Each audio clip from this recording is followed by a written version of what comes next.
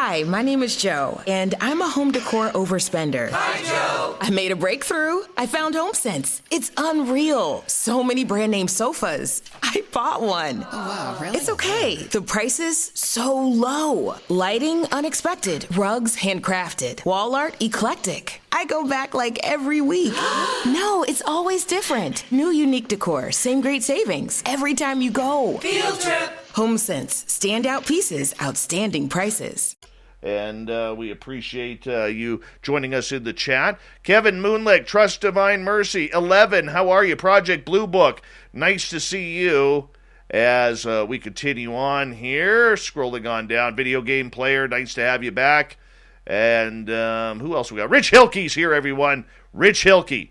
All right, where are we here? I get so excited sometimes. Downshift. What's on the down low? Uncle Dale and his Power Stash are here. Remember, it's now October where we have the run to Halloween. If you see Uncle Dale in Austin, Texas, rub his Power Stash for the next 27 days of good luck. 27 days. Virgil, how you doing? Beelzebrad, nice to see you. And where are we here? Whit Helton, nice to have you back. And King Anthony, how are you? And Low Pro, nice to have you here, my friend. We got 20 seconds. Can I finish? That's the big question right now. Gorgeous Marie, Spaghetti Lee, good to see you. And I'm running out of time, and we made it. Whew. Alan Thomas is our guest tonight, everyone. Let's get ready to rock and roll. Get your horns up. It's time to kick off the week.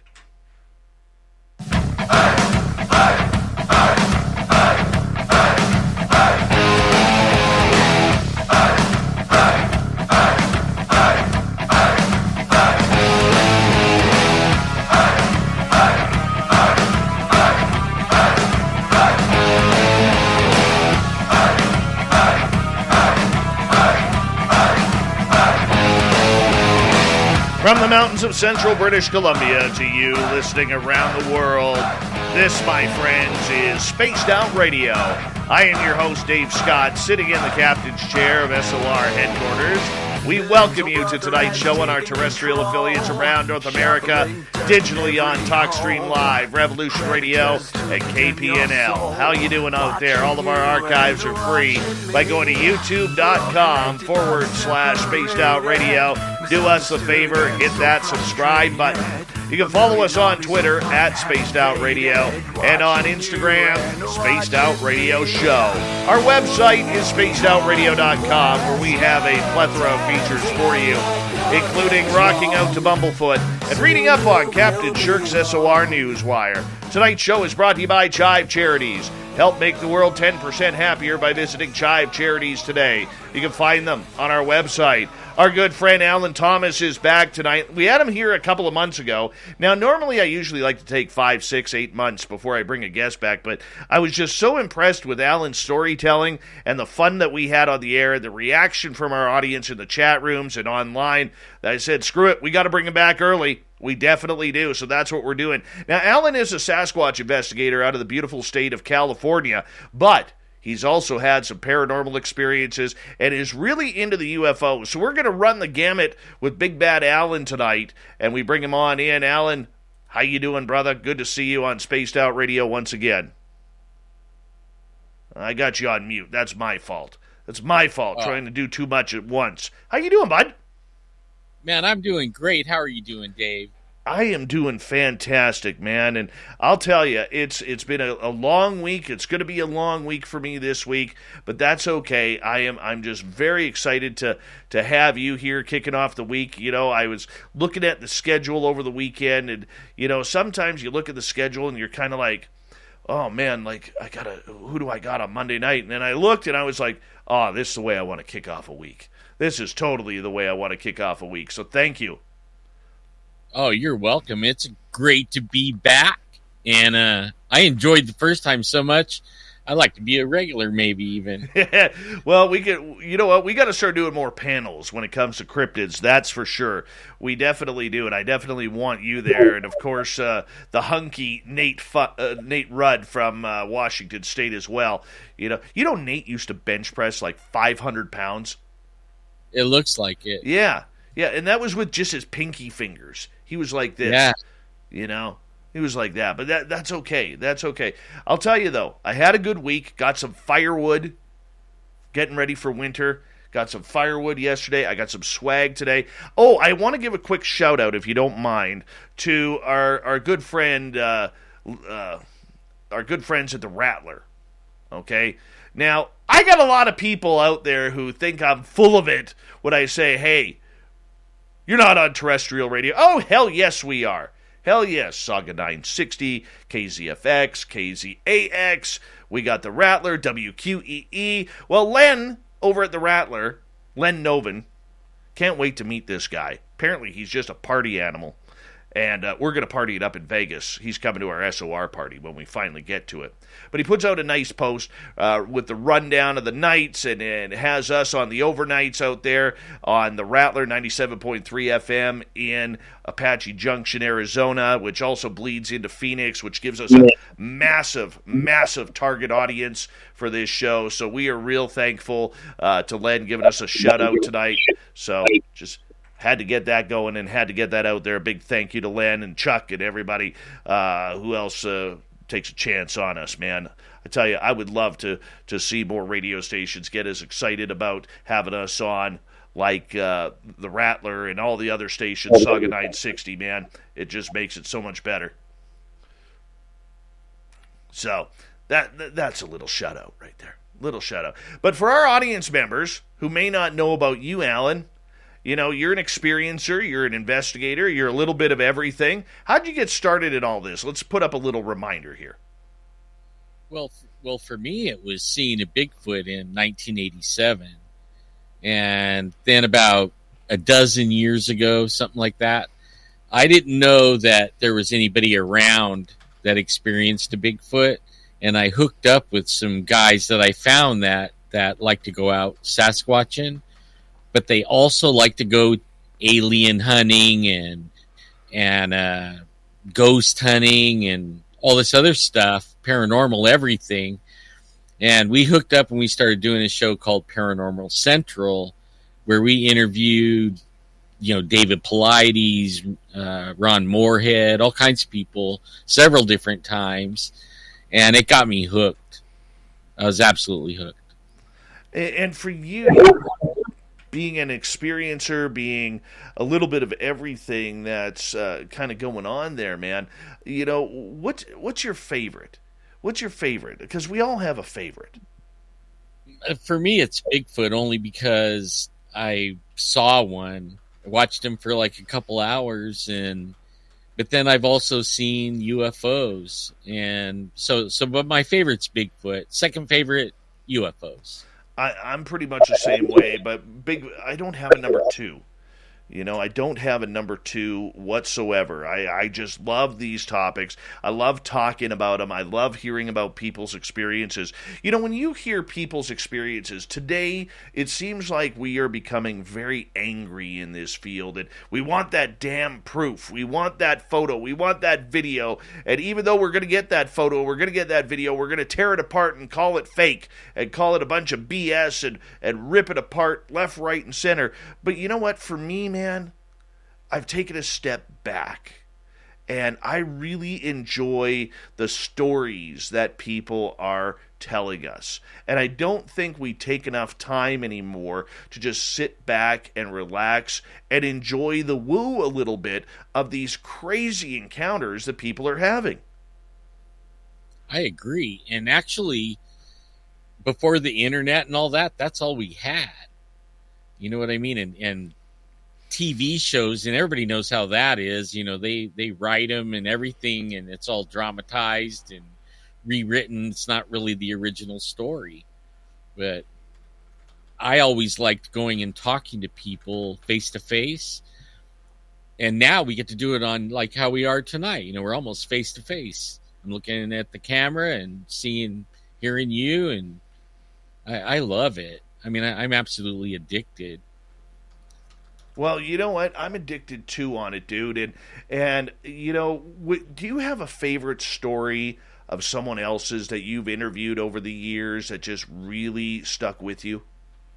Yeah. And it's actually a UFO one. Believe it or not, it's my favorite story that I ever heard. Tell me about it. Well, this one, they didn't see any aliens, and they were, it was a family flying in an airplane, and they lived in a house that had their own hangar and their own runway, you know, like a little community like that. And they went somewhere, he didn't say where, but on their way home, a giant, he said, like, mothership came up like really fast and just started pacing him like 50 feet off the wing. He said it was massive, huge, like a giant ship, like a cargo container, something like that big. Wow. And he said they were all looking out the window at it, and all of a sudden, you know, it had windows and everything, and I guess they could see like the little aliens looking out the windows. But all of a sudden, this big door opened, and all these UFOs started coming out of it, little ones, but they were still bigger than their airplane, and it surrounded their plane, and they were just tripping. You know, all the way around the plane had these UFOs all the way around it. The next thing they know, they're waking up at home, and the first thing they did was run out to see if their airplane, you know, was there. I mean, they're in bed, and they get out and they run out to the hangar, and their airplane's all put away just like how they would put it away, and they don't know what happened. To me, that's my favoriteest one, even though I have probably better ones, more exciting and everything. That to me amazes the you know what out of me. That, like, how did you go from, you know, 9,000 feet to at home in bed with your plane put away? I mean, that blows me away, dude. You know what? There's so many stories that we all have heard over the years. I think one of my favorite stories that I've ever heard on this show is about. It's not even paranormal. It's more about Nelson Dellis, who is he's a 4-time United States memory champion, and he has failed to summit Mount Everest 4 times now. His body will only let him get to within a couple hundred feet. And the stories of him where literally he's feeling great, he's on the run, and they're passing green boots, and they're passing all the dead bodies on the way up, and then all of a sudden he gets hit, man, where like he starts getting the black tunnel vision, and he can barely breathe. He's starting to cough up blood and all of this, and he had to fight for his life to come all the way back down. I mean, that's as surreal as it gets. I mean, on the woo side of things, I mean, we hear so many beautiful stories about this, but probably the eeriest one comes from a lady we had on a few years ago named Karina Sables. She's a Canadian abductee where literally she tells this haunting story being in Aldergrove, British Columbia, which happened to be right where I lived, like 12 miles away when this was going on, and here she was watching black triangles this black triangle come out of the sky, and she got missing time, and then next thing you know, she's getting visited almost on a nightly basis. It's now affected her children, it's affected her grandchildren, and it's just driving her absolutely bonkers. I just couldn't imagine. She can't hold down a job because she's always tired. She can't hold down friends because friends can't handle the stories anymore.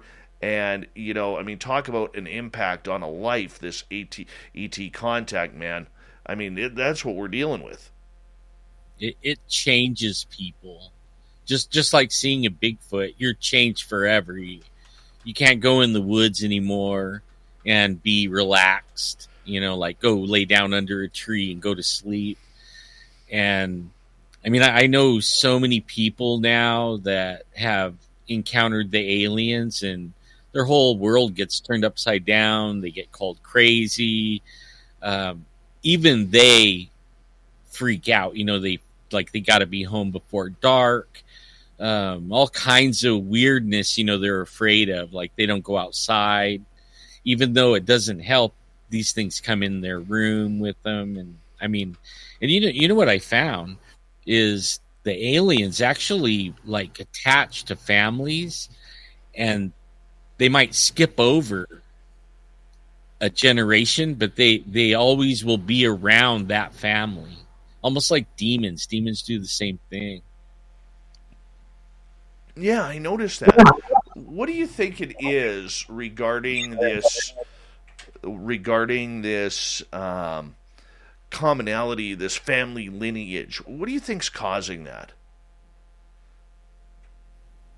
I don't, well, personally, me, after, interviewing hundreds of people and looking them in the eye and questioning them over and over and and my best friend being an abductee himself, I actually think they're demons. I don't think they come from, rated reticuli or whatever.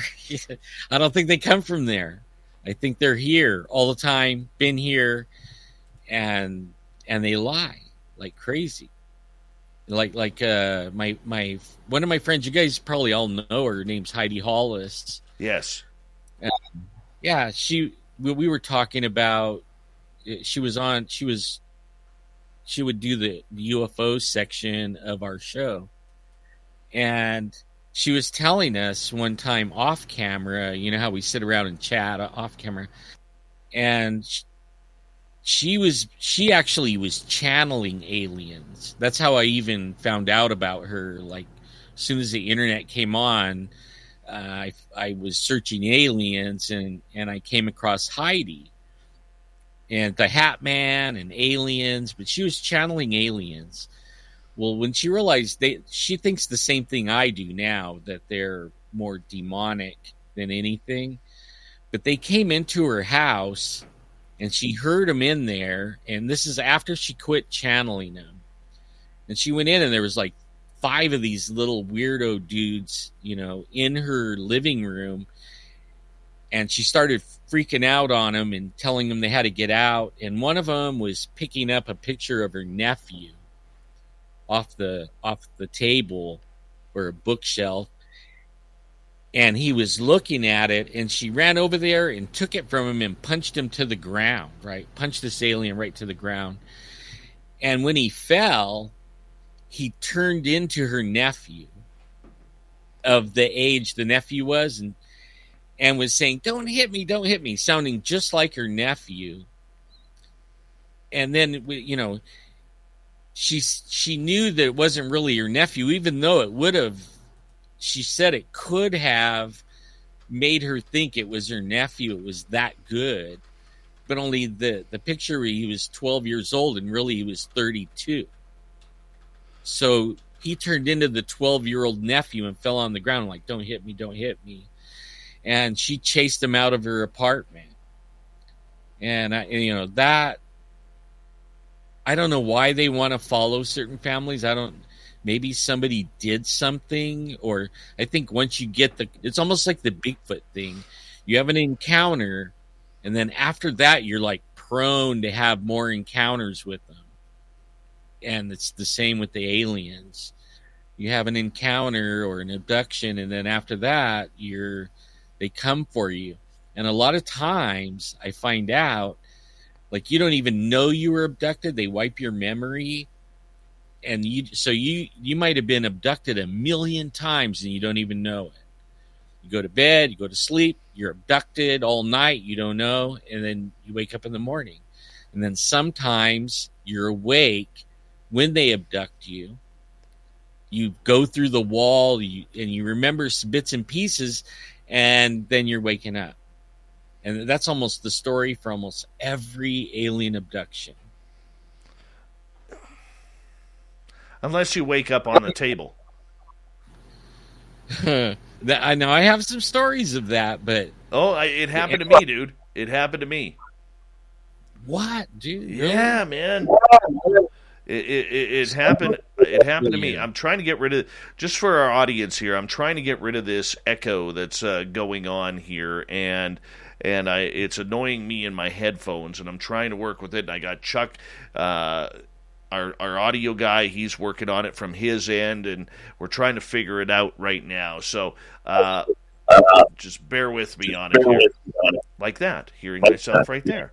So I know if I turn down this pot, I mean, I'm not going to hear it. But the main thing is, with these abductions that are going on, when you have them, when you're hearing people talk about these abductions and what they're going through, what's some of the stories you're hearing? Well, I got one where it was a family and they contacted us, and they were being abducted, but it was one of the ones where they didn't remember very much. And one night the girl was coming home, and it looked like a 747 was coming in and was going to crash into their house. So she ran in the house, got everybody up, and they ran out. The dad was in his underwear, and they're running down this really busy road. Their dog got ran over in the process. And when they looked back after running a ways, they looked back and the plane didn't hit their house. There was no plane. There wasn't anything. So they went back and they called us and we interviewed them. And that they started getting abducted from there. And we went out and interviewed them again. They were telling us about, floating through the ceiling and some of the things that would happen on the table, like what you're talking about. And they moved in. They were out in the country. They moved into the city, and they called us again. And this time they were saying that the aliens came in. They kept coming in, and they weren't abducting them, but they wanted their wand back. They had a name for it, but it was like a wand. And every night they would be in there. Where's our wand? One of you took it. You took this tool, and nobody would say anything. So Want to hear something amazing? Discover matches all the cash back you earn on your credit card at the end of your first year, automatically, dollar for dollar, with no limit on how much you can earn. Extra cash? Come on, how amazing is that? In fact, it's even more amazing when you realize all the places where Discover is accepted. 99% of places in the U.S. that take credit cards. So when it comes to Discover, get used to hearing yes more often. Learn more at discover.com/yes. 2021 Nielsen Report. Limitations apply. Hi, it's Jonathan Cotton with the Good Feet Store, and you know what time of year it is? It's back to school time, and time once again for all of those after-school activities. Whether it's ballet or football, drama or field hockey, band or basketball, kids' feet need to feel good. Those cleats, sneakers, or shoes for band often don't do those young feet any favors. If our kids are going to stay active and healthy, then they need good feet. That means it's also time to take your kids to the Good Feet Store. Yeah, that's right, the young ones, the kids. Bring them into the Good Feet Store and let's treat them to some personal service. Our team members will measure their feet and find the right arch support for them. They can still wear the shoes they want, but they will have the support to make them comfortable now and keep their feet healthy for the future. It won't take long, and it could change their life. Go to goodfeet.com to make an appointment, or just stop by the location nearest you. The Good Feet Store. They every night, and all night long. And then one night, the alien there was a taller alien, and he was like the boss of all the aliens that were there. And he said, look, he started threatening them with their life. Like, if you don't give us this back, we're going to, they're going to do something to the family, to all of them. And they're going to start with the mom. And the little kid, the little one, he was 8 years old. He ran in his room and he came back with that wand thing. And they immediately took it from him and left. And then they thought that was it. But they still were getting abducted, and finally they moved out of town, and I haven't heard from them since. But I hear, I don't know. To me, it's at first I was like, I seen UFOs, but I never heard anything like some of these stories. Of like they have things in them. Like my buddy Adolf, he has an implant in his nose up here. I mean, all kinds of horror stories coming from inside the UFO, that they do to him. Really a trip. It is a trip. So when you kind of look at everything with the stories that we are hearing and what we're seeing in ufology today, what do you think is going on? What's the story that you believe?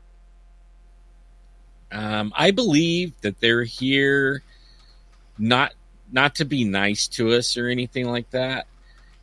And I'm not really sure because they lie.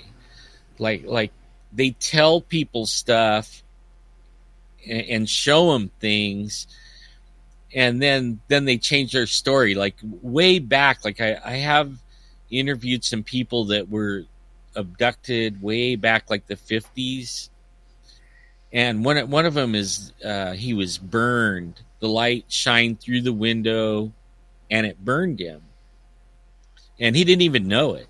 And he was a cop. And when he got back to what's weird is my dad was a cop and worked with him, but he was burned halfway, and they told him that they were from a planet not far away. Now he's still having the problems. He's an old guy, retired. His son is actually a rocket scientist, a real rocket scientist. Hold that thought. Hold that thought. We're going to go to break here on Spaced Out Radio. Alan Thomas. We're sharing weird stories of ghosts, UFOs, aliens, cryptids all night long. We're in for a fun one tonight on Spaced Out Radio, so stay tuned.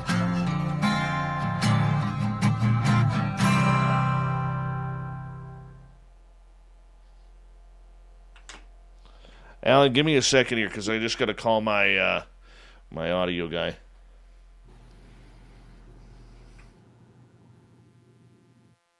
How much time do I got? We have 5 minutes. Okay, I'll be right back. All right? Yeah. Hey, Chuck, how you doing?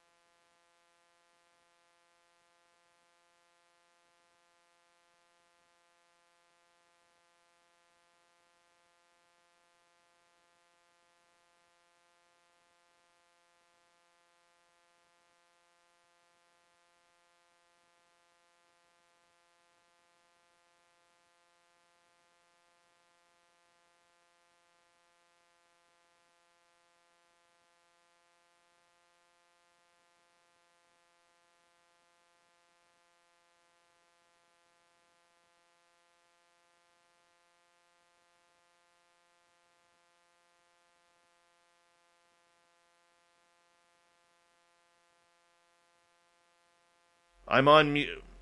1 second here. I'm just muted here, audience, talking to my audio guy, so please bear with me.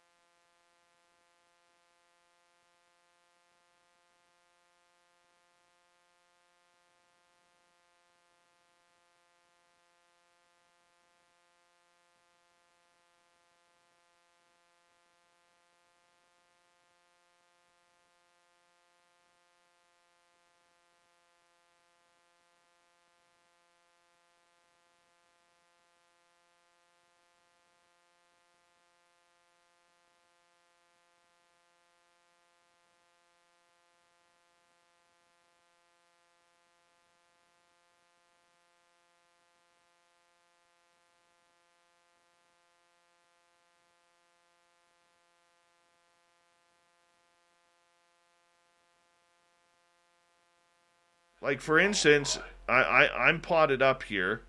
Let me just unmute here, okay? My audience might be able to hear you. We got like a couple minutes here.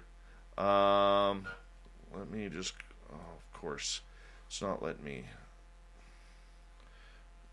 There we go. Okay, just give me a second, audience, and Alan.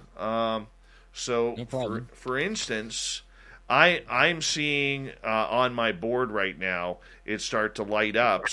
So like right there, where it's starting to get a little bit of echo feed going on.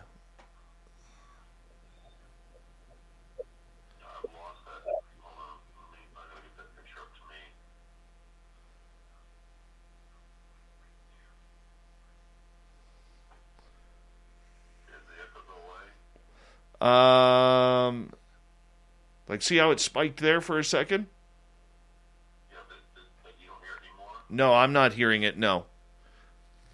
Okay. We got minute 21. Okay, what is channel 1 again? Channel 1 is would be the computer, StreamYard.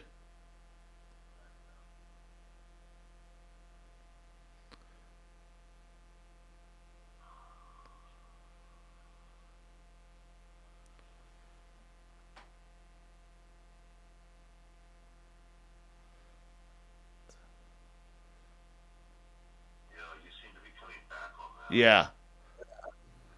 You recall this, right? Yes, I have. Like there, that came back really hot through.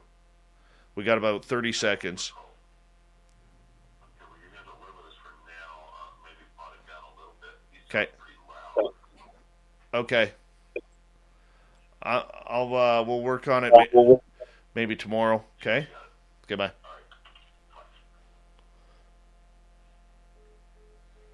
Sorry about that, everyone. Does it do it when I'm muted? too? No, it's on my end through my board. Okay. All right, let's get going here in like 5 seconds.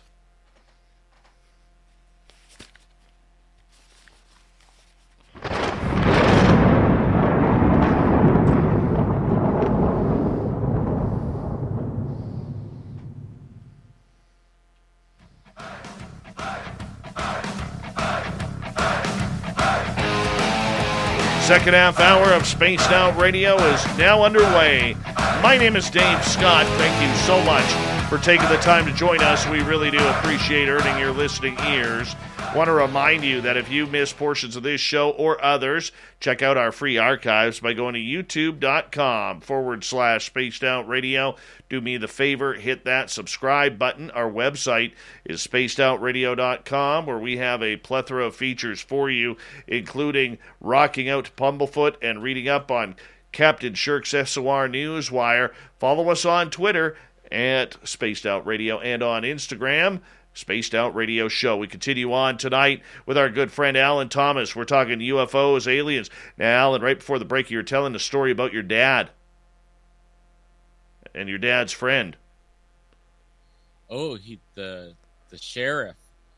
Yeah, so he got burned, and they were telling him that when he got abducted, they told him that they were from a planet not far, right? Like Venus or something like that. And this is in the 50s.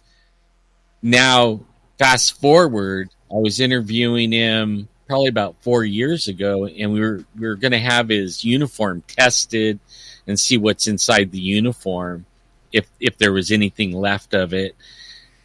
And he was saying that he's still getting abducted, but only now they told him that they aren't really from Venus or whatever. They're from way out there, a few light years, like 4 light years. It's because our technology advanced where we know what's on Venus. So they had to change it now to where it's real far, And I've heard that before on other people, and I started thinking, wait a minute, their story keeps changing on where they're at. And now it's real far out there. I don't think they're from way far out there. I think they've been here. They're stuck here. Maybe like the demons, stuck on the earth. That's a pretty negative profile you have going on to them aliens, though, buddy. I mean, that they're demons, that they're evil, that they're liars and everything. How did you come to that conclusion for yourself? By talking to lots of people that get abducted, and they find out, like, they get shown things, and then what they get shown doesn't happen. Just that they get told a lot of different things, and then they find out it was not true. And I haven't heard them tell the truth yet, far as I know.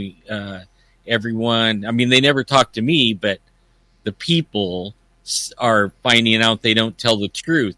And now they don't know each other, and they're all saying the same thing. They don't tell the truth. And then it makes me, what is the truth? Like, even with the Bigfoots, what is the truth? You know, with the demons, what is the truth? You know, what is the truth? We don't know the truth. So as long as they're telling the truth, they're not cool to me. Well, I mean, but you're only hearing people's stories. You don't know whether or not that's accurate or not, though. At first you don't, but after you talk to, 30 or 40 people in different places in the state, different cities and everything, and they all are talking about the same thing, basically saying the same thing, you start forming an opinion. And actually, like, every time I think I know what's going on, I find out I don't know anything. So now I'm totally wide open on it. My opinion could change again, even from what I'm saying right now. This is just where I'm at this point. Because I was they're from Alpha Centauri or whatever. I mean, I was going with the flow. And now I'm still going with the flow, kinda, that they don't tell the truth. Man, do you feel ripped off a little bit by that, or what? No, it just makes me want to know more. It keeps me on the trail and holding their feet to the fire anyways, like they better not run into me, because I'm going to be, full of questions and stuff like that. I want to know what's the truth. And I think our government knows, or multiple governments in the world know, and they're not telling the truth. Everybody's like covering up the truth for some reason, and I don't know why. I wish I knew. Well, literally next to Jesus Christ himself coming down from the heavens, this is the second biggest story in humankind's history. I mean, so obviously, if we take Roswell for what it was, I mean, there's a lot of different technologies and secrets that there are people probably who feel that many of us are not in the know of what is going on, and they don't want us to know, whether it's due to the technology advances or anything along those lines. So my question to you regarding all of this is how do we really know what is going on when we can't even figure out what is going on with everyday stuff around here? Man, that's a good question. It really is. I have a feeling, though, that the truth isn't far away. You get that feeling, that everything is going to be like busted wide open here pretty quick. Like the United States government came out and said, we have alien craft. And then that's the last thing you heard for a little while. Then all of a sudden they come out with these videos, right? Showing them Tic Tacs or whatever. And they know something, but are they really telling us anything yet besides that? No. I'm waiting for the rest of the story, just like everybody else, I guess. Oh, I know that, man. But, I mean, I just don't know what is actually out there, what is holding on, what is happening with this entire scenario. I mean, look, if you follow UFO Twitter and you follow the game that's being played and the numerous narratives that are going on out there, the only thing that it's going to do is give you a migraine, and I come down to it, Alan, and I honestly believe this, and I've been talking to some people deep in this scenario here recently about this. I really do believe the answer is with the experiencers. I do not believe the answer is with the government. How do you feel about that? Well, I think the experiencers, they know what they know, just like me seeing a Bigfoot, or I think they know what they know. Like my best friend Adolf, for instance, he's been drawing aliens head pictures since he was a kid, and he's had all these experiences with them, and none of them are. I mean, they've scared him so bad he won't stay out at night. I barely talked him into camping at one of the abduction places recently. So hopefully next summer we're going to go camping at one at Courtright Lake. But he won't even stay outside at his house at night. I mean, he's totally afraid of them. And that's almost goes across the gamut of. I haven't met. Now I have met a few people that believe they're benevolent. You know, like they're they have a name for them. They look like us and all that. But they have some kind of breeding program or DNA thing going on. But since I don't trust any of them, like, because I just don't. I'm not going to trust anything until I can see it or touch it or feel it or read it or experience it. You know, I'm having a hard time with believing anything anymore, like, except for what I see and get lots of stories on, and they tell me the same thing, but I'm not afraid of them like they are yet. You know? Have you had any encounters personally? Not with aliens, just with ghosts and Bigfoots. You know, the Bigfoots, I've had about 7, and the aliens, a handful, probably about 10. Or no, ghosts. I mean, ghost. About 10 experiences with that.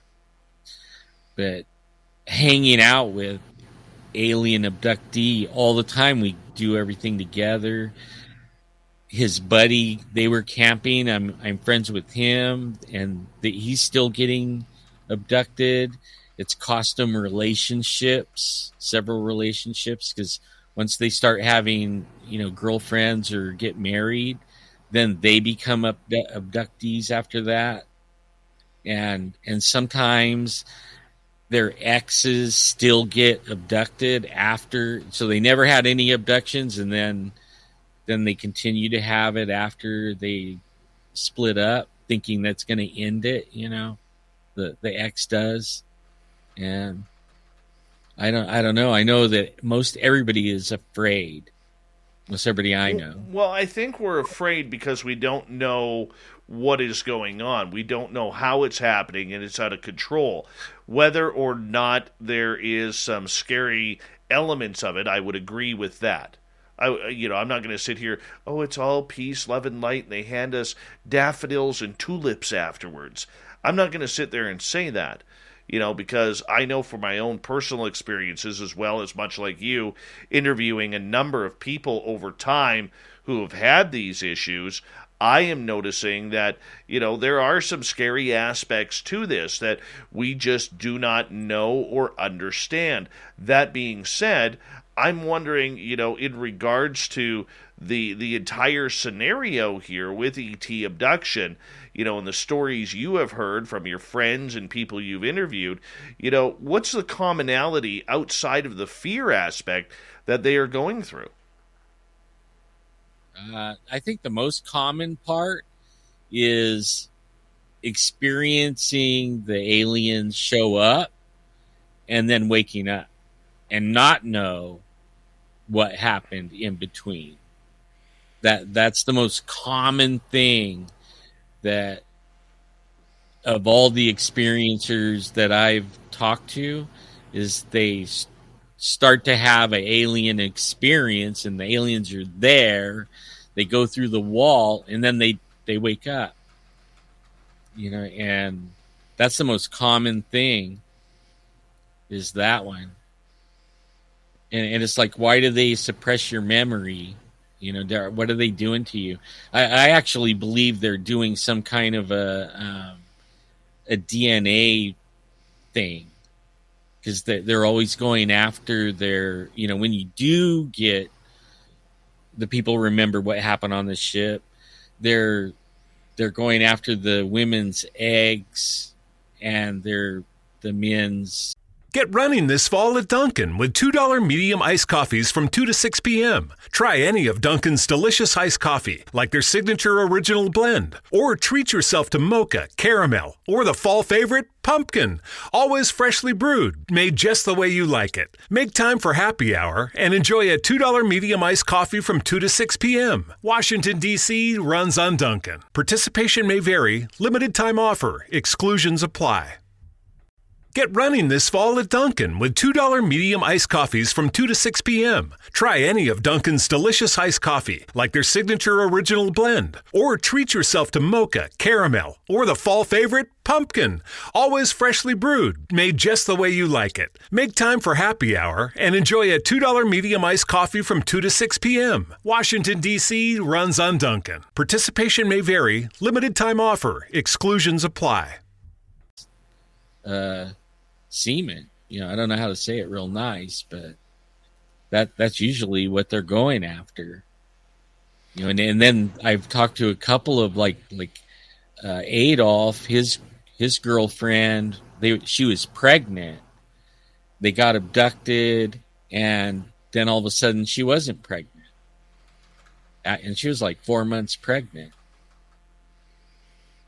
And all of a sudden, no baby. Yeah, we've heard that. We've heard that story a number of times over the years here with that, Alan. And I don't understand what is actually truly going on and truly happening in regards to that potential hybridization program. I mean, there's a lot of dark paths that go along with this. But, getting back to the experiences people are having, are they the people you talk to, are they seeing marks on their bodies? Are they seeing any type of identifying scars? Oh, yeah. And also the little, the things in them, the little, I can't remember what they call it, but they have them. And like Adolf has one right in the, where the third eye would be at. And the doctor said they could take it out, but it would be kind of risky, where it's at, up in his nose, way up in there. And he opted to keep it. I would have opted to get rid of it, but he opted to keep it. And a lot of them don't even know they have it until they go in for a medical procedure and get an MRI or some x-rays or something like that. And then they wind up having this little thing inside of them that they didn't know they had. And, for me, it's almost surreal. I know John Lear, and I talked to him quite a bit, and he thinks, he was telling me, he thinks that everybody got abducted, everyone, and we regularly do, and they take us to the moon and do something inside the moon, and that's where they're based at, and he thinks they're actually good. And they're watching over humanity and stuff like that. And it's like, okay, and we've had a lot of chats about, oh man, what's his name that worked at S4? Bob Lazar. Yeah, Bob Lazar. And I guess he's along the same lines as what John Lear thinks on that. And that they can travel through time. He says they can take you and then put you back, almost right at the same moment that they took you. So, I mean, it gets really deep, when you start talking to all these people, it starts getting hard to have any kind of a opinion, because it's almost amazing what they could do. Very but true. I did. I noticed that Bigfoot and aliens, they almost have the same qualities. Kind of like they can disappear. They do like the same things. They can mind speak, different things like that. And then sometimes they get seen. Like we were in Oregon on a deer hunt, and the tent disappeared on me and my wife in between two other tents. And we woke up. I woke up first. The tent was gone. The floor was there. All our stuff in the tent was there, but the tent part, the ceiling and the walls, was gone. And there was UFO reports for like 3 days before that. And then when we were there, someone saw a Bigfoot. And the same day, the brother-in-law saw a UFO. And we decided we called the hunt. We were going to be there 3 more days, but we decided to just call it and go home because everybody was freaked out. One person saw a Bigfoot. One person saw a UFO. I lost my tent. I don't even know what happened with us. I mean, we might have got abducted. I don't know. It's weird. Oh, maybe you did get some aliens. It could be. I don't know. I've often wondered about that. And then after talking with John Lear a few times, I wonder, have they been doing it all along? And I'm one of the ones that doesn't remember anything. You're like, I don't know.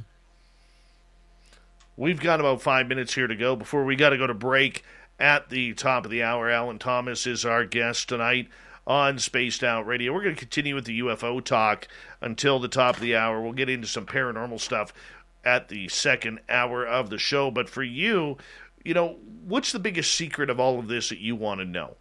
What's itching you? I really want to know what the truth is. Like, are they really from other planets, or are they just living in another dimension right here? I just want to know the truth, the truth. Do they time travel? Like I have some friends that we interviewed that they time traveled, that we have the technology to time travel. And one of them is my good friends. I talk to him all the time. And I mean, they were time traveling since they were kids. He was saying he went to the Mars with Obama. Who's that, Mishago? No, it's William Stillings. In fact, Stillings. I just talked to him the other day, and he was telling me we got to get him on the air. I might be able to get him for you. He just called me this morning, but he said he was having problems with his Bluetooth and hung up. You just opened up a whole can of woo there with Project Pegasus. Yeah, that's the one. Yeah. So Pegasus. For our audience, explain Project Pegasus and the entire Mars jump rooms and everything. Well, do I have enough time? Well, I'll carry it over, man, if I have to. We got 3 minutes. Let's start it. Well, how they started his dad was in the Navy and an officer in the Navy, and brought him in because the tunnel that they ran through was too small for humans, for adult humans. And the adults would like stand up or something, and they would shave the top of their head off, and they would die, or something would happen, and their feet would go through, and they would chop their feet off. So they were using children like Basiago and William Stillings and Obama, and so they could go in different countries, from one to another one, or they could go to different planets. And the question I ask all the time is, okay, so you go back in time, say, and you wind up over there. How do you get back, really? And he said, all of a sudden you just start disappearing, and then you wind up back where you started at, like on a timer. And it was like, whoa, that's a trip. And he actually still wants to go to Mars still, but I think I think he got passed over for that one, the Mars thing. Yeah, that's what they were doing, time traveling. When was he doing this? It was when he was a kid, so I don't know how old he is now, probably in his 40s or maybe 50. So he was probably started out at 12 years old. And same with Basiago. That's how they all met. And actually, Basiago, Stillings, and another one, they were trying to get Obama, when he was president, to tell the truth, right? To come out with it that he was a time traveler. And he wouldn't do it. He acted like they were totally crazy. He didn't know him. You know, it made him really mad that he wouldn't talk about it. You know, and he said he wasn't Obama then. He was a different name. Barry Soetoro. Sotelo or Totoro. Yeah, that was it. Yeah. Yeah. Man, you know a lot about this stuff. Oh, I love this case. I do. But I will tell you this. I think with Andrew Basiago, where he started going downhill was when he started making claims that he was the next president of the United States. It was all written down. It was all in the manual, in the manuscripts and transcripts. And I think that's where he lost a lot of people over that. You know, I think there was a lot of people who really wanted to buy the story and have some, you know, whether or not it was true. I mean, a lot of times people just want to buy the story. But the minute he started with the whole presidential run and that he was going to be the next U.S. president, and it was in the books because he was told at the table in some secret lunchroom, and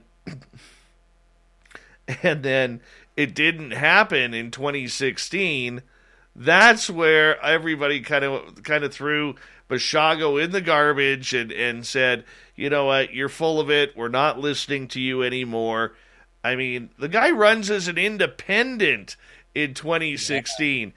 How do you expect to win the presidency as an independent? But we'll talk about that. Time travel, paranormal, coming up. Alan Thomas on Spaced Out Radio. We're having a good time with our good friend here tonight. We'll be back with more of the Mighty SOR when we come back on Spaced Out Radio, Hour 2.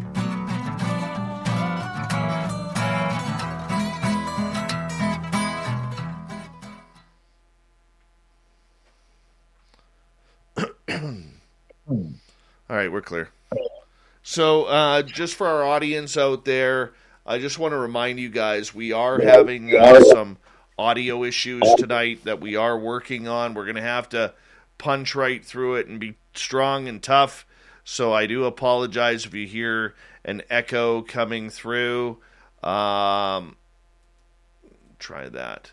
And we're just going to keep trying to work with it as best as we can tonight. It's very frustrating, but just give us a little bit of a break tonight if you don't mind. We're going to continue to have a good show with Alan, though. Let's see here. Oop to Joe's Maine. You've got aliens. Thank you to Dirt Road, Noble Patrick, Spookles, or Spooky Cat, or Spooky Morales, Cat Chaser, Simon, and Cold Warrior for the amazing super chats tonight. Really do appreciate it. And thank you for your time and your support. The super chat is a great way to support what we do on this channel on a nightly basis. So thank you very much. Hi Zero Cool, how you doing? And who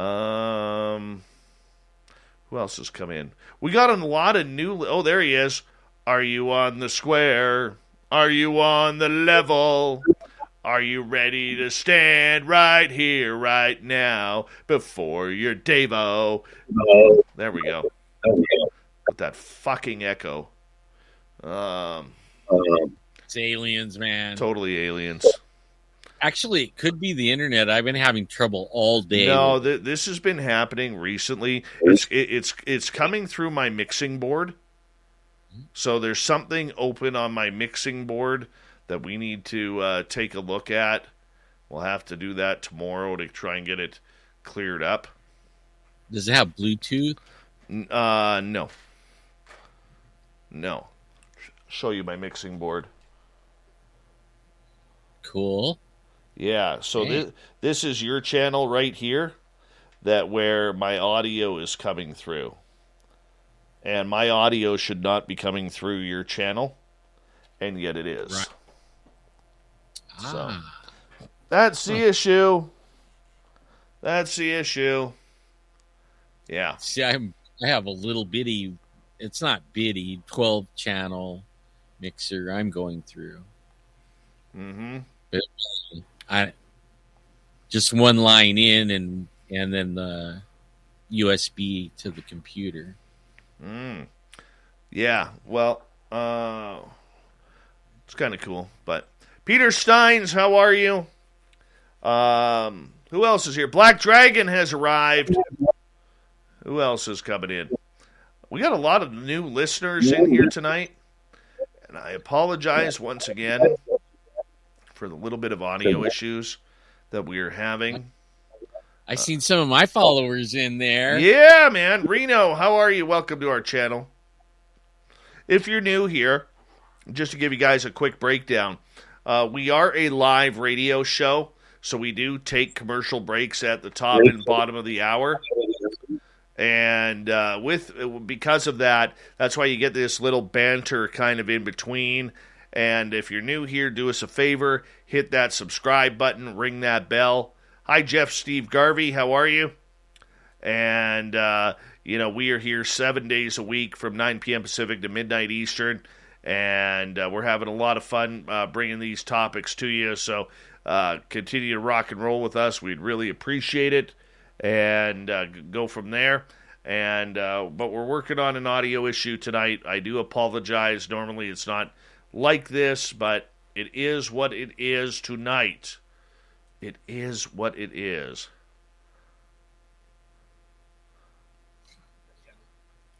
Sorry about that. Oh, that's all right. Gotta set my wife up real quick with something. She's gonna make me a coffee. Nice.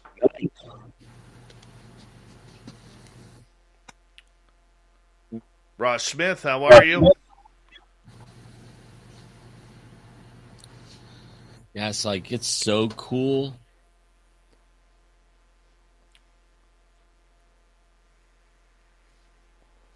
Maybe you could see my mixer. Oh, there you go. Yeah. Now we're getting real.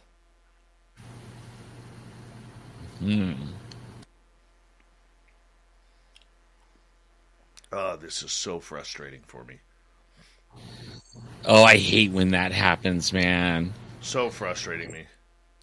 Yes, it is a Sasquatch shirt that I have on. Brian Bowden, the man with 885 podcasts running simultaneously, sent me this one and like 7 other shirts today. And I got them, and it's like, this was my favorite. I had to put this one on. No, his shirt does not say Papa Don't Preach. It's not a Madonna shirt, Joe. It says Papa and the S word. Notice how it blurs out on the S word there? That's actually pretty awesome. I'm not going to lie. Yeah, my grandkids made that for me. I have another one, too, where they say I'm Squatchy. I'm Grandpa Squatch, but only I'm squatchier. Nice. Something like that. Very nice. I'm not gonna give you a hard time because it's from your grandkids. So yeah. you get the freebie there. You get the freebie there. Holy cow. Okay, here we go. We're coming live in 10 seconds. And happy birthday, Eddie Haskell, from all of us here. Here we go.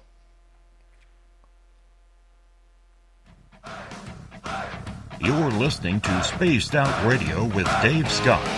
Follow Dave on Twitter at Spaced Out Radio and on Facebook, Spaced Out Radio Show.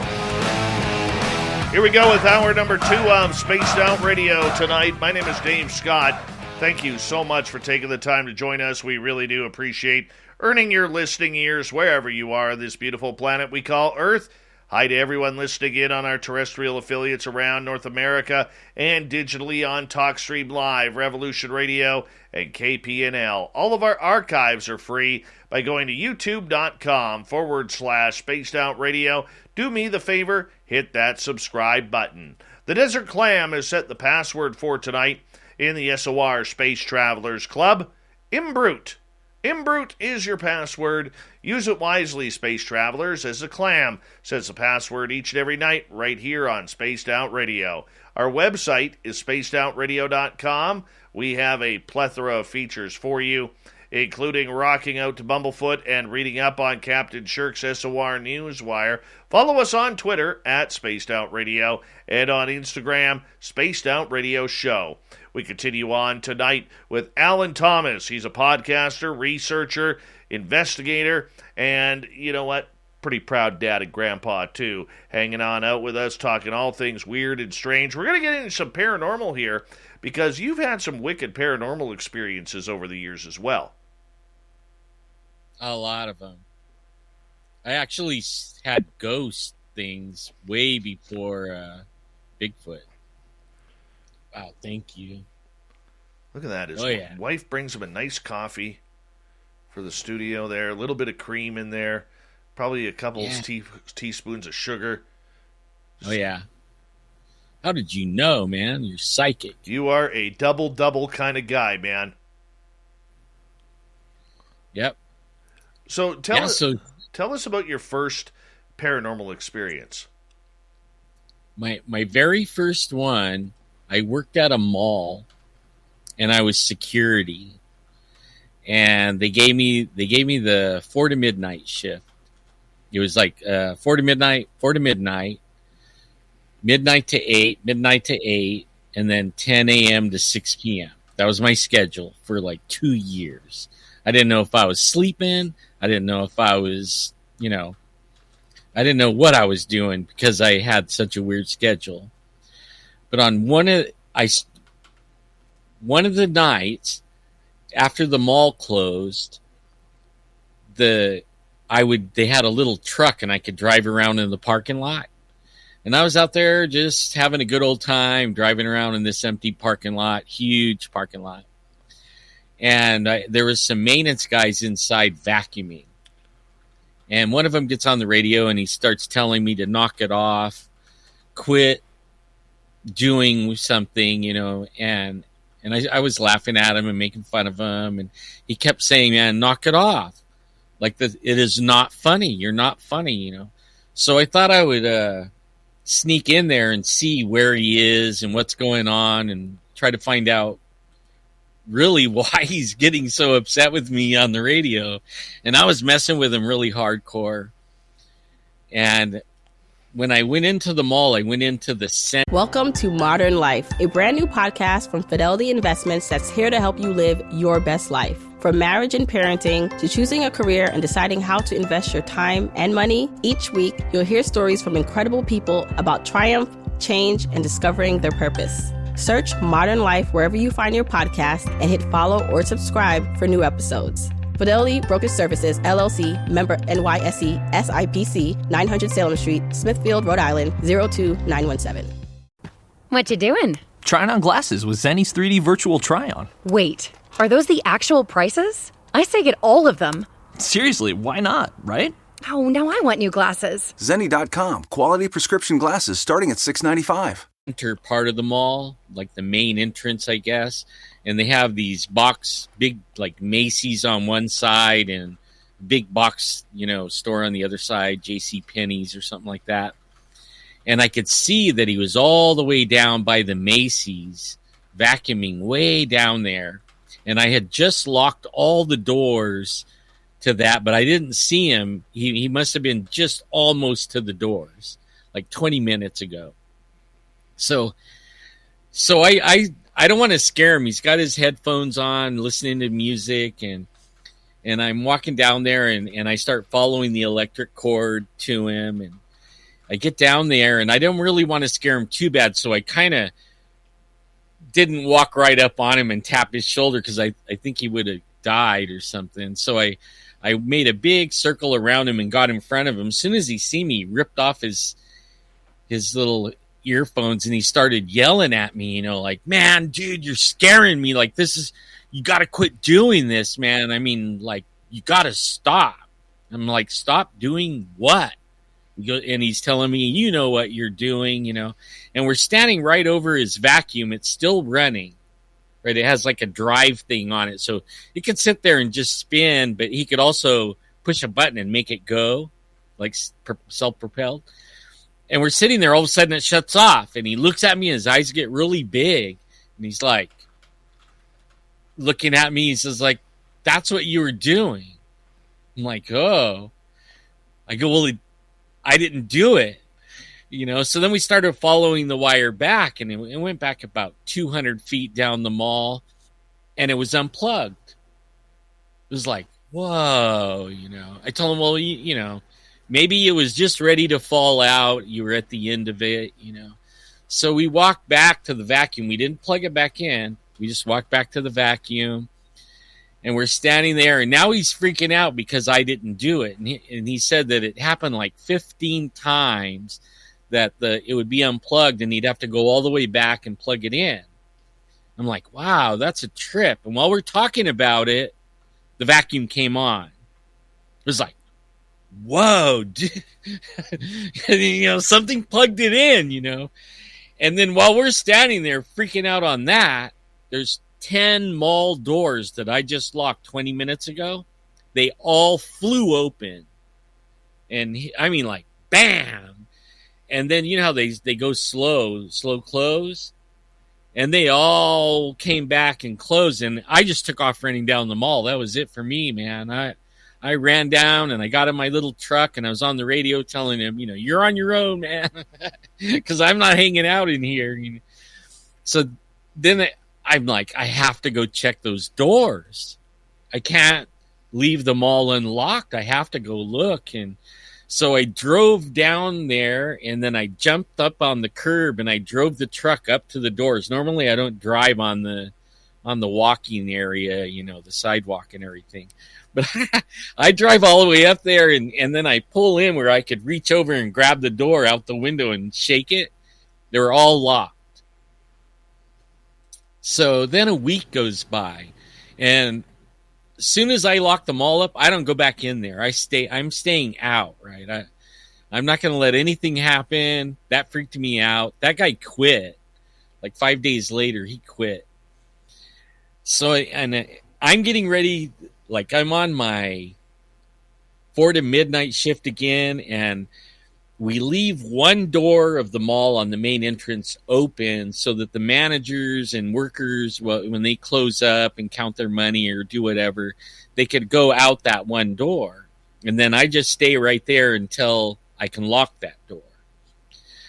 So it's like 10. Mall's been closed for probably 3 hours, 4 hours. And I'm standing there, and I know I'm going to get off in a couple hours, so I'm writing down my incident report, all the things that I did that day on this little thing. And a lady walks up to me, and you know how you can see the peripheral vision, out the side? This lady walks up, and she walks up to the little booth I'm at, and she says, excuse me. And I told her, just a second. I had like 2 more words and a period. She's like, excuse me.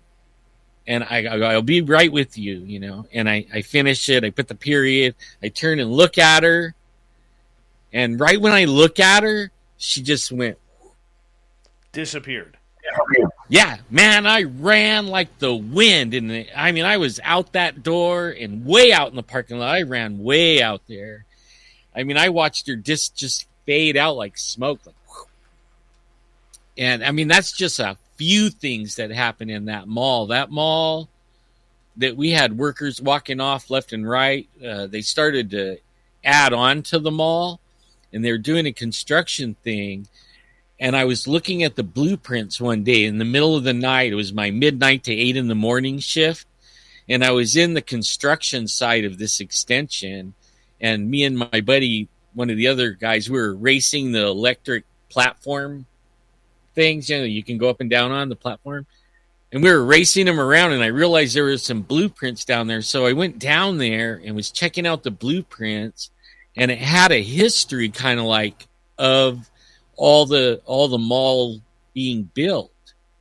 And I was digging through there, and I found like when they first built the mall, like down that end of that part of the mall, there was a graveyard right there, and they had to move it.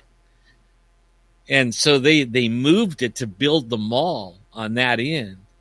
And on that end, when they were constructing it, the tools were getting moved around, and buckets were knocking off of stuff. And I mean, and while we were standing there, all this stuff fell off of the scaffolding and landed on the ground. It had a bunch of bolts in it. Scared the you-know-what out of me, man. So we ran outside, and then we got on the roof, and we were just like stayed up on the roof talking. That we could see every direction on the roof, and we just stayed up there until it was time to go home. But oh my God, that was so scary, man. It was a scary place. No kidding. Did any paranormal investigators ever investigate this mall to see what was causing all of this activity? The mall won't allow it. After I became an investigator, the same people are running the mall. So I went back in there and I asked them if we could do an investigation. And they said, we don't want that. We don't want anybody to know. We don't want any publicity on it. We want it to be a wholesome family, whatever, shopping experience. And no, they can't, you can't come here. What mall? We tried to do it in the parking lot, and the security ran us off out of the parking lot around 1 or 2 in the morning. Which mall was this? It's called Fashion Fair Mall in Fresno. You can look it up online. It's still there. And scary place, man. Scary place. There might be some people might have wrote stories about it online. I never thought to check that, actually. I'm actually checking right now. Yeah. Let's see here. Yeah, and then I moved up to the foothills. I raised all my kids. I had 6 kids, 5 boys and 1 girl, and I raised them up in the mountains, and we got this 20 acres, and there was several mines on the property, old copper mines. And my kids, I never experienced anything, but my kids and my wife, they would say something thump them on the head. They said they saw people peeking from behind the dressers, and little people running around on this ranch. And I never experienced anything at that place, but all my family did. Do you think that paranormal investigation is ever going to solve the life after death scenario? It might, because I've also, I don't know if I shared this last time, but I also died. And that's why I don't have the ranch anymore. The doctors were doing an angiogram, and they accidentally blocked the femoral artery after doing where they put the catheter in. And 8 days later, I was losing my leg, and my right leg. And I went in there, and when they realized what happened, they immediately rushed me to surgery. And they're telling me that I might not have a right leg when I come out of it. And at one point, I don't know how or anything. I woke up in a valley, and it was golden, like wheat, golden wheat, and it had these big, huge oak trees, and there was no shadows under the oak trees. That was one of the first things I noticed, was there was no shadow. I didn't have a shadow. I mean, it was weird, and it was the most there was colors that I can't describe and music and stuff like that all around. So this is your near-death experience that you've had.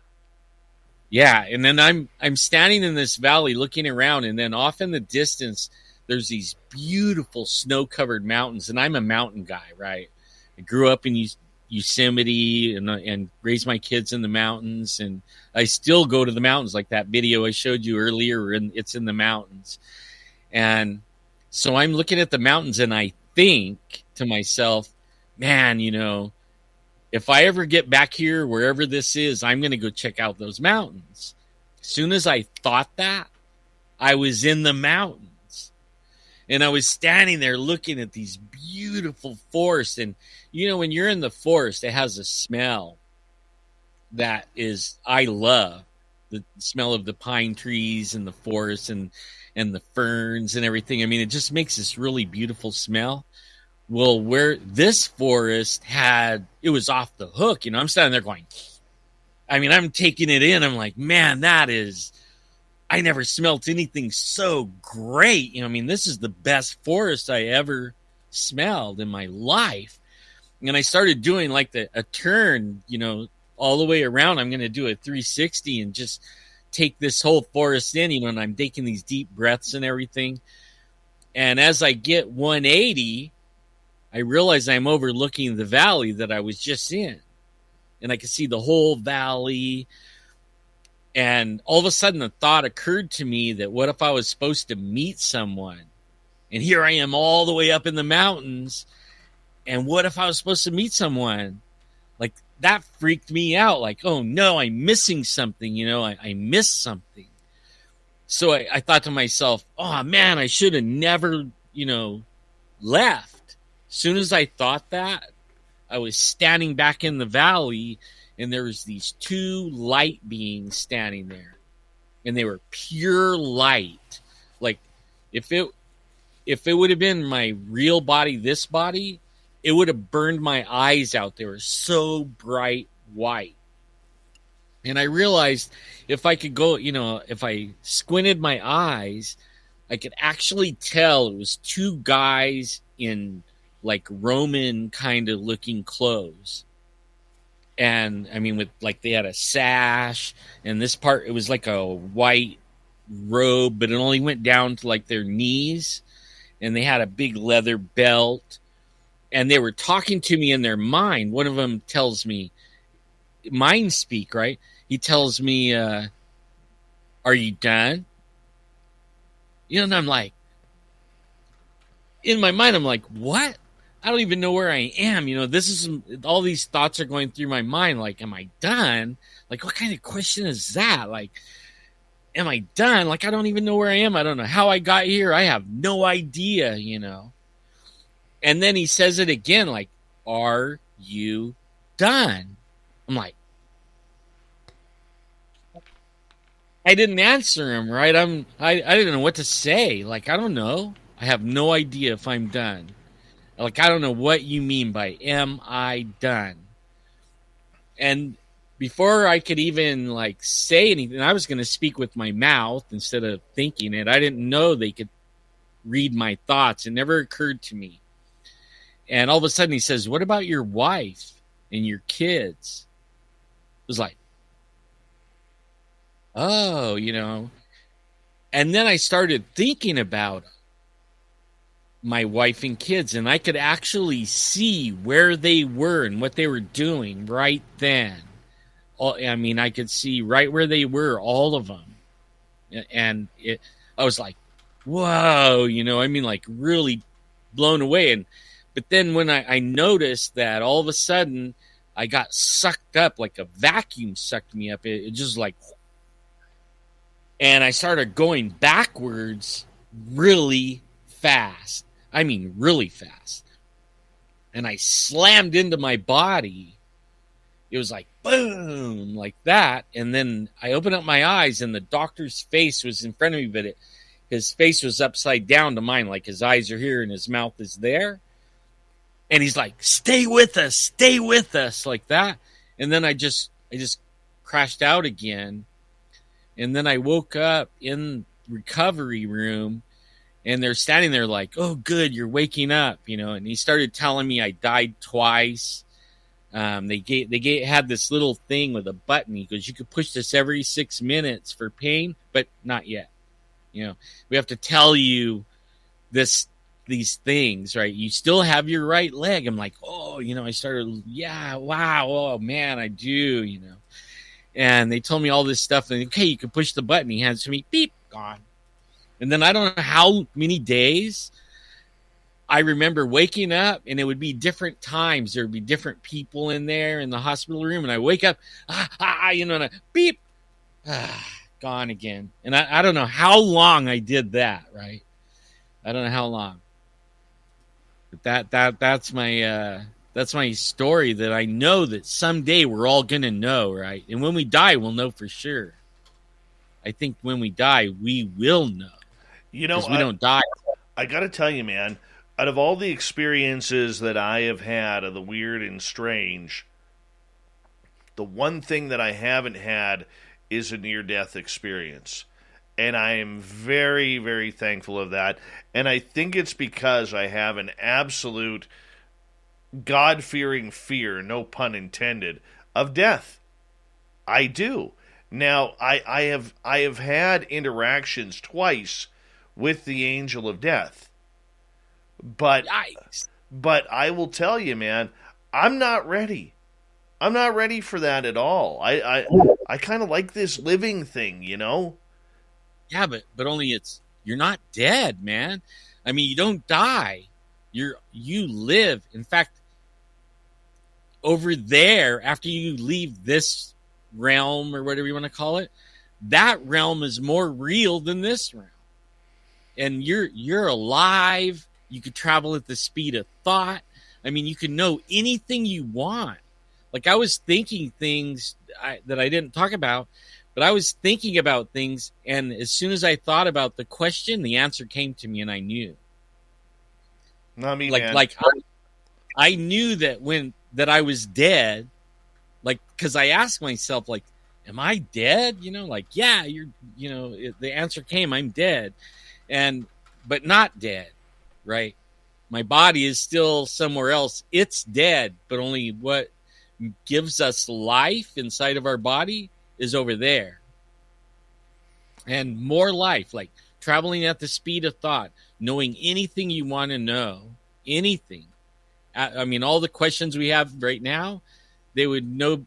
You ask it, And there was a lot to explore. That's what I wanted to do. I mean, I explored the mountains, and I think that's what those guys were asking me. Was I done with my life here? Oh, for sure. And they're asking, am I done? Can I carry on over there? But only when I started thinking of my life here, and my feelings were like, I really do want to see them again, But I'm not afraid anymore of death at all, not at all. But I was, just like you, like. Let's continue this conversation when we come back, because I'll tell you, to this day, I still have major anxiety attacks about dying and death. Oh, I'm going to get freaked out here over the break. Alan Thomas is our guest. We're having a great time here on Spaced Out Radio. Hope you are too. We'll be back with the second half right after this.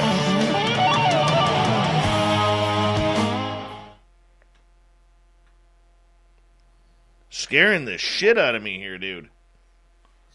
Hey, it's October. No, I'm just kidding. I didn't mean to. Oh, that's all right. We'll go down the road, man. There's nothing to be scared of, really. Nothing.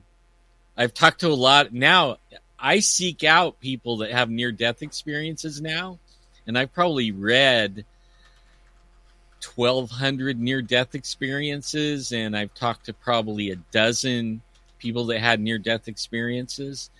And some of them like have a car accident, or they die in a hospital after a car accident, and they're laying there and they're barely alive, and then all of a sudden they just sit up and they go to the light, and then they're no pain, no suffering. They love it. I mean, some of them don't want to come back, and they're told they got to come back. Nobody told me. They just asked me. And I think they were asking me. I got to get my friend Daryl on the show. He actually had a near-death experience from a brain aneurysm about 20 years ago, and he actually can recall his judgment. Wow! Oh my God! Yeah, that would be a trip, dude. Yeah, dude. It's the most incredible story that I have ever heard. Like it brings me to tears. Just when he tells it. Because he's a religious guy now, okay? Me too. And he is very, very, like when he gets into his judgment, it was pretty, like, I don't even know how to explain it. If you've got an insurance question, you could talk to a dentist. But instead of filling you in on ways to save on your policies, he'd probably be too busy filling in that loose crown. Or you could talk to your local Geico agent, who will use their expertise to polish up your policies, from home and auto to renters, motorcycle, boat, and RV too. So while, yes, your dentist can save your smile, your Geico agent could save you money, which will make you use that smile a whole lot more. To find a Geico agent near you, visit geico.com/local.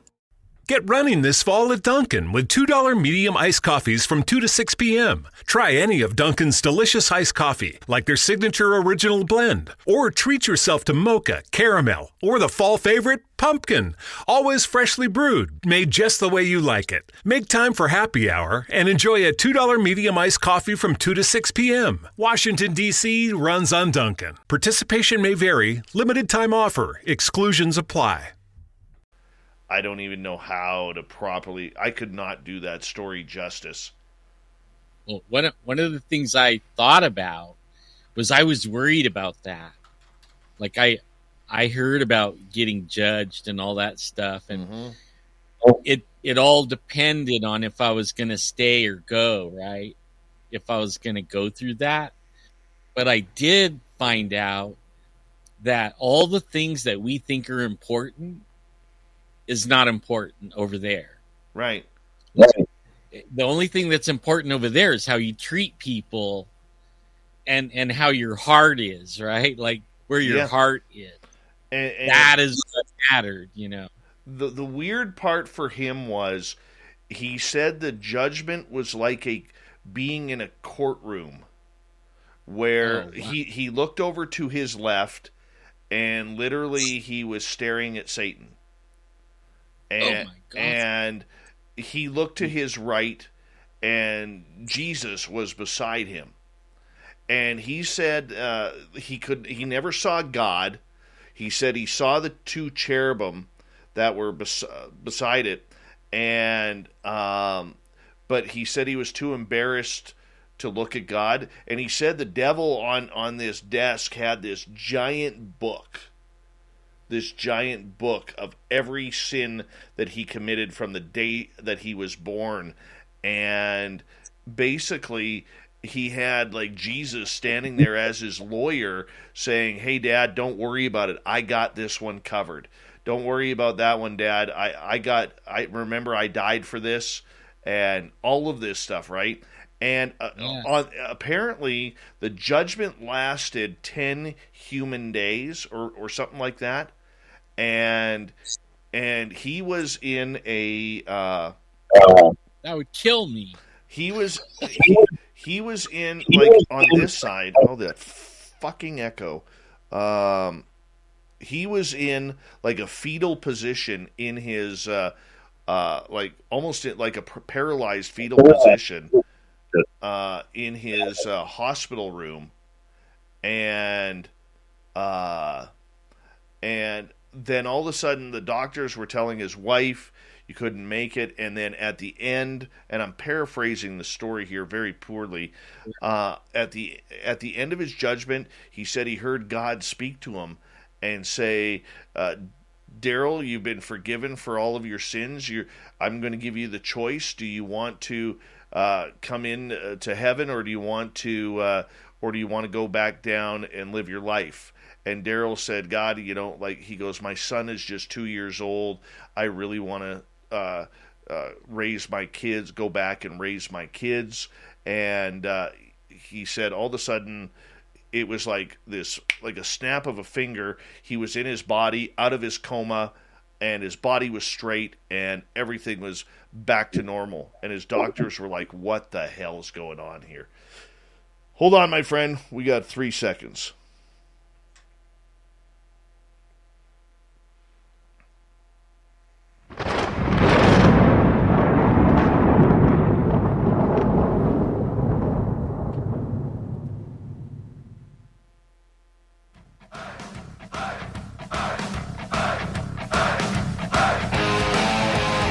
We pass the halfway point of Spaced Out Radio tonight. My name is Dave Scott. Thank you so much for taking the time to join us. We really do appreciate earning your listening ears. Want to remind you that if you missed portions of this show or others, check out our free archives, youtube.com/Spaced Out Radio. Do me the favor, hit that subscribe button. Our website is spacedoutradio.com, where we have a plethora of features for you, including rocking out to Bumblefoot and reading up on Captain Shirk's SOR Newswire. Follow us on Twitter at Spaced Out Radio and on Instagram, Spaced Out Radio Show. We continue on tonight speaking with Alan Thomas. Right before the break, he was telling us about his amazing near-death experience, and we're going to continue down that road because, Alan, I got to tell you, man, I've never had a near-death experience. I don't want one. It scares the daylights out of me. I realize with people such as yourselves or others who I've talked to say it's just a beautiful experience, but, man, I don't want to go down that road. Yeah, it's kind of a trip, man. After that experience, I'm more, I don't know what you call it, empathic. Like I can feel people and feel like if they're having a bad day or if they're being emotional, if it's anger or if they're happy, or I can kind of know stuff. Like I can know when Bigfoot's around now. I can sense it. I can sense things. And also my relationship with God, or Jesus, really, Jesus, became on a whole nother level. I mean, like on a whole nother level. Now he takes me out and shows me. Sometimes I'll just be sitting there and everything will turn into a movie screen and he'll show me things. Like what you just talked about the book, that book. Right. I was just sitting outside talking to him, and I talk to him just like I'm talking to you. Yeah, I mean, it's like that. And all of a sudden, everything went black, and a light came on, and when it lit up in front of me, there was these people standing at podiums in a semicircle, and I was standing like in the opening of the semicircle. And I knew Jesus was right behind me on my right side, right beside me. And all these people had books stacked up on these podiums. And right next to me, there was this guy in a $5,000 suit. I mean, I didn't know how much it was till later, but I mean, he was dressed, like expensive. And there was different, there was the tatted guy right here. And then there was, just different people of different walks of life. And then on this side, right next to me, was a little old lady, and she only had a little bitty book, right? The guy over here across from her that's all dressed to the nines, he had a pile of books that was taller than him, from the podium. It went above his head. And all of a sudden, God spoke. And, I mean, it was loud, and he was judging everyone. And he would tell them, like, the books were everything they did in life. Everything. Like, good and bad, right? And according to how good they were, it would give them treasures like gold and emeralds and stuff like that. I mean, like diamonds, and it would pile up. And it started with the little old lady. And he said, you know, she didn't have much. She didn't give much. But what she did do was really great in the kingdom of God. And this lightning bolt hit her book, and the table couldn't even hold all the jewels and treasure, right? It was like rolling off the side of it. And everybody's like, whoa, you know, even me, I was like, oh my gosh, you know, that is trip. I never said anything. And then he went around the thing, and everybody got a different, like some people had a lot of books, but then their treasure was like just a couple of little gems. And then some people didn't get anything. There was nothing, right? I mean, there wasn't anything. So then it got around to this guy, the one, you know, right next to me, and God was telling him, you know, all this stuff. And all of a sudden the lightning hit his books, this big pile of books, and it turned into just a pile of ashes. And he was the only one that got ashes. And I'm standing there like, whoa, you know. And the guy got indignant. He was the only one that argued with God. And he started saying, you know, I've been serving you for 45 years. And this is what I get, a pile of ashes. You know, I've been preaching, and I gave up my whole life for you, and this is all I get. And she didn't even do anything. She just had a little book, and look at her pile of stuff, you know, like that isn't fair. This is not fair. And then he said, and I think I remember him more because of how the other people were kind of like, eh. Well, he said, yeah, you preached the word for me, you know, and you served the church. But he said, you already got your reward. Look at your shoes. They're $500 shoes. You have a $5,000 suit. You have 2 mansions and a jet plane. You got all your rewards here. What else do you want? You don't get anything else. You know, and then all of a sudden I was back sitting there, and